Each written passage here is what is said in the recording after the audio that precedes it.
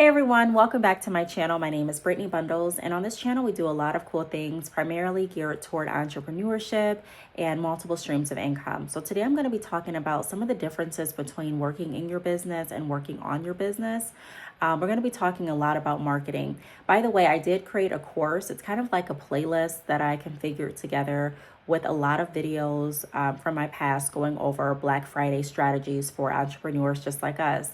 So if you're interested in any of those videos or interested in really scaling your business for the best possible outcome for Black Friday this year, be sure to check out that course. I'll link it down below in the comment section as well for you all. But without further ado, we're going to get right into the video. Be sure to give it a big thumbs up and let's get right into it. So one of the biggest portions in business period is marketing, making sure that you are staying relevant and staying in front of people that are your potential customers and clients. And so one thing that I want to talk about is, like I said, the difference between working in your business versus working on your business. So there are different tasks that we do each day depending on what field we're in and where we're at in business, where we're working in our business, or at least we should be. For example, if you're an e-commerce business, you may spend time going back through abandoned carts. You may spend time going back through emails and making sure that you're answering questions, and the same with chat. And positioning the best product based on who you're working with and what they're looking for. You may spend time also cold calling or calling back people that have called yesterday or the day before. And you may also spend time updating your website and making sure that your product descriptions are correct and creating different sales and newsletters, and all of that's great. And that's working in your business. But we also want to be working on our business and figuring out some different ways that we can get in front of new people, which is one of the reasons why I tell every entrepreneur that I'm working with to find some way to leverage social media to your advantage. YouTube is a great platform to get on, not just because you can get monetized, but because it allows you to pop up in the Google search algorithm. And it also allows you to be on a huge platform where people can scroll and find more information about your business. Even if you're not talking about your business, for example, today I'm not talking about my hair business, BadChickHair.com. The links are always down below if you are interested though. But this video isn't about that. So even though I'm not talking about my hair business, I'm still marketing because you're still going to get access to my links under this video. Whoever else sees my video a week from now, they're still going to get access to my links, access to the options that I'm offering, or if I'm offering a specific sale or campaign, they still have an option to see that information. So by me uploading a video, I'm not only getting paid by Google Ads, I'm not only being seen by you all and sharing information, but I'm also promoting my business and I'm marketing. A huge part of business, again, is going to be how well you market, how well you can get in front of new people. It's great to follow up on leads. It's great to nurture your existing clientele and book of business, but it's also very imperative that you get in front of new people. So how do you do that? Working on your business is going to be exactly how you do that. So YouTube is a great way to do that. Another way to do that is by getting yourself involved in local events. So I also do real estate. I'm a realtor, and there is a parade coming up that I just text someone in my brokerage so that I can be a part of that parade, because that's huge for me to be a part of that. It helps to bring more awareness to my face, which is my brand. My business cards, my face is there. When I have my for sale signs in front of my clients' homes, my face is there. So branding myself is really going to help push my business. And that's how I'm working on that's a way that I work on my business. So look into different local events. If there are different pop-up shops, that's something to look into. If there are different like magazine options where you can get in front of like a local magazine. Sometimes the golf courses have different ads that you can purchase depending on what type of business you're in. You want to make sure it makes sense and make sure that you're getting in front of your audience. But there are a lot of different ways that you can market, looking at billboards, but you want to make sure that you're constantly working on your business, not just in it. We have to get outside of it, and we have to make sure we're attracting other people. Another way that you can look at working on your business is by creating a blog. I've said this before in the past.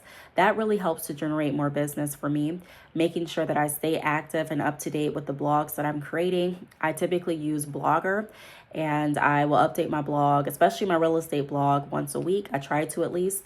And I just talk about fun facts. I talk about what's going on in the market.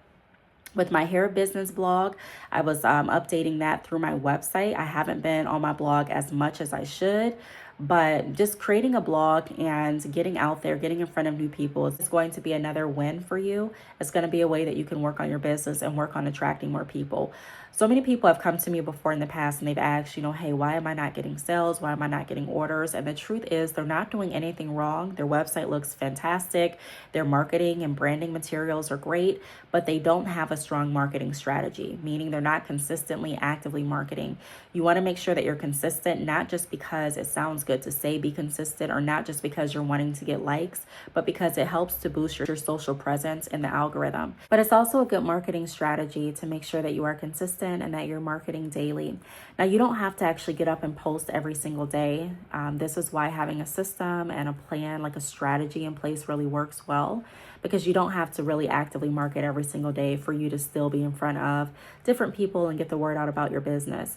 So one way that you can do that is just by creating a content calendar and making sure that you are posting consistently, that you are making sure that you're not just posting to existing people that know about your brand and your business, but you're also doing some introductory posts, letting people know who you are, letting people know what your business stands for, letting people know what you plan to do the next year, any upcoming sales or discounts, any giveaways, any new blog posts, just whatever you are doing with your business. You want to make sure that you're promoting that, you're keeping that traction going. And the way that you can measure if your marketing strategy is working or not is by creating some type of flow chart where you can graph day by day, week by week, and month by month.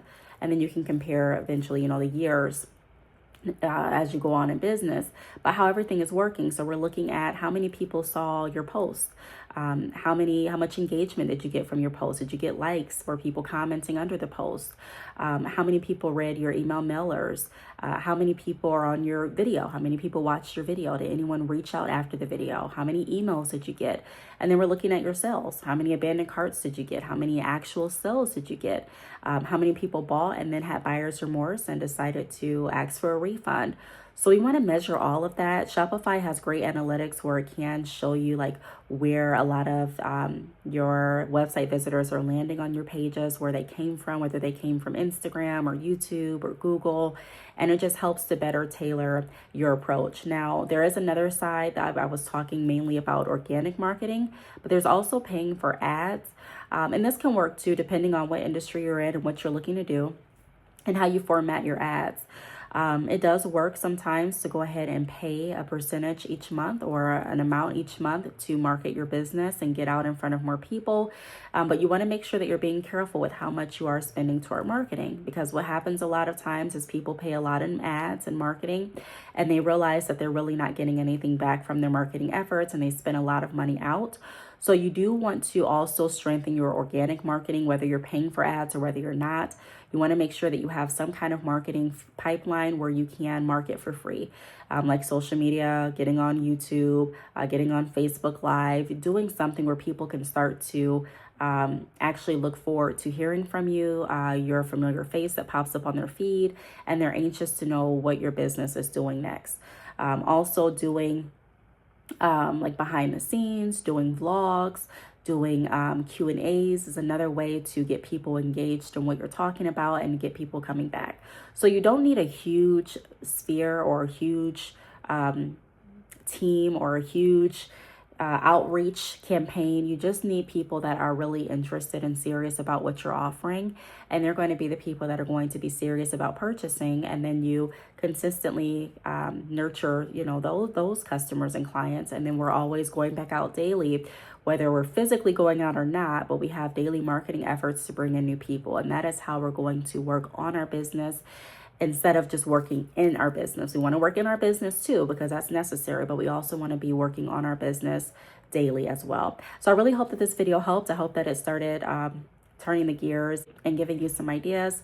I am sick today, so I apologize. This video is not going to be as long as I would like it to be. I'm very stuffed up right now, so it's uncomfortable to talk. But I do want to thank you all for watching, and I will talk to you on the next video. Bye.